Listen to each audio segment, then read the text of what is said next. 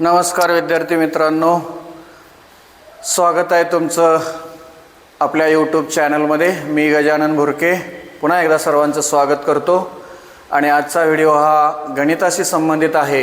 विभाज्यतेच्या कसोट्या आणि एकूण 8 कसोट्या काही सेकंदामध्ये काही मिनिटांमध्ये कशा लक्षात ठेवायच्या त्याची ट्रिक आज मी तुम्हाला सांगणार आहे। नक्कीच तुम्हाला व्हिडिओ आवडेल अशी अपेक्षा आहे। तर 2ची कसोटी बघा, ज्या संख्येच्या एकक स्थानी 0, 2, 4, 6 किंवा 8 हा अंक असतो त्या संख्येला कितीही मोठी संख्या असली तर त्या संख्येला 2ने निशेष भाग जातो किंवा 2ने ती संख्या विभाज्य असते। एकक स्थानी 0, 2, 4, 6, 8 महत्त्वाचं। त्यानंतर 3च्या कसोटी बघा, संख्येच्या सर्व अंकांची बेरीज। तर ज्या बेरजेला जर 3ने भाग गेला तर त्या संख्येला सुद्धा कोणतीही संख्या असेल तर त्या संख्येला सुद्धा 3ने भाग जातो, म्हणजे 3ने ती विभाज्य असते। 3ने जर भाग गेला कशाला? त्या संख्येतील अंकाच्या सर्व अंकाच्या बेरजेला, म्हणजे ती बेरीज 3च्या पटीमध्ये असली पाहिजे। तर अंकांची बेरीज महत्त्वाची। त्यानंतर 4ची कसोटी बघा, कोणत्याही संख्येतील शेवटचे 2 अंक मिळून तयार होणारी संख्या 4ने भाग जात असल्यास त्या संख्येला सुद्धा 4ने भाग जातो, ती संख्या 4ने विभाज्य असते। म्हणजे काय लक्षात ठेवायचं आहे? शेवटचे 2 अंक 4च्या पटीत पाहिजे। शेवटच्या 2 अंकांनी जी संख्या तयार होणार आहे ती 4च्या पटीत असेल की त्या संख्येला 4ने भाग जातो। 5ची कसोटी, शेवटचा अंक म्हणजेच एकक स्थानचा अंक 0 किंवा 5 असल्यास 5ने भाग जातो, 5ने ती संख्या विभाज्य असते। मग अतिशय शॉर्टमध्ये 0 किंवा 5 एकक स्थानी पाहिजे म्हणजे तिला 5ने भाग जातो। 6 जी संख्या आहे ती संख्या 2 आणि 3 दोन्हीने विभाज्य असल्यास ती 6ने विभाज्य असते। म्हणजेच काय? अगदी सोपं आहे। 2ची कसोटी आणि 3ची कसोटी, अगदी 2ची कसोटी आणि 3ची कसोटी तर त्या संख्येला लागू पडली तर 6ने सुद्धा त्या संख्येला भाग जातो, अगदी सोपं। त्यानंतर बघा 8ची कसोटी, शेवटचे 3 अंक मिळून तयार होणारी संख्या 8ने त्या संख्येला जर 8ने भाग जात असल्यास त्या बाकीची जी मोठी संख्या आहे त्या संख्येला सुद्धा 8ने भाग जातो, म्हणजे ती संख्या सुद्धा 8ने विभाज्य असते। लक्षात कसं ठेवायचं? अगदी सोपं आहे। शेवटचे 3 अंक बघा, शेवटचे 3 अंक 3 अंकांनी तयार होणारी संख्या जर 8च्या पटीत असेल किंवा 8ने भाग जात असेल तर त्या संख्येला 8ने भाग जातो, अगदी फार सोपं।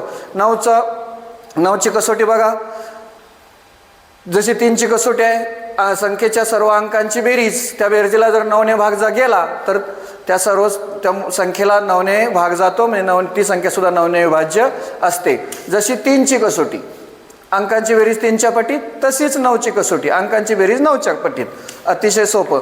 आणि शेवटची कसोटी आपली आहे ती म्हणजेच 10ची, जर एकक स्थानचा अंक शेवटचा म्हणजेच एकक स्थानचा अंक 0 असल्यास त्या संख्येला 10ने भाग जातो, पण ती 2 अंकीपासून पुढं संख्या असली पाहिजे। झटपट कसं लक्षात ठेवायचं? अतिशय सोपं।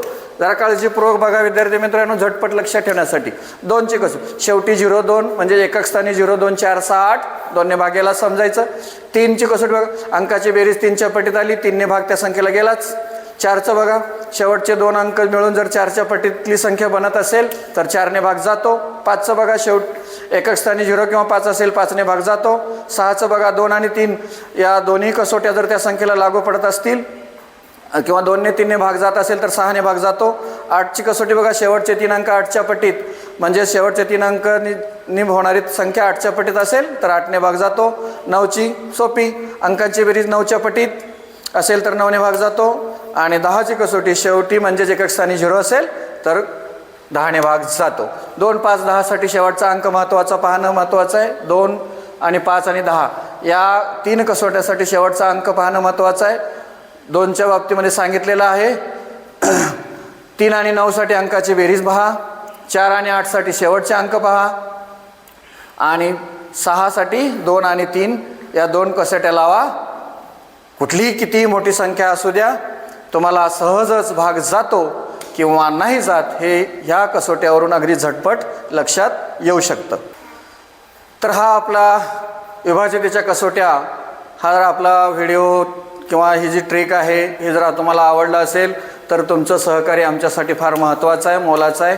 व्हिडिओ जर आवडला तर नक्की किंवा महत्त्वपूर्ण तुम्हाला जर वाटत असेल तर चॅनलला सबस्क्राईब करा, किंवा तुम्ही ह्या चॅनलवर नवीन असाल तर चॅनलला सबस्क्राईब नक्की करा, व्हिडिओला लाईक करा आणि आपल्या मित्रांना शेअर करा आणि कॉमेंट करायला विसरू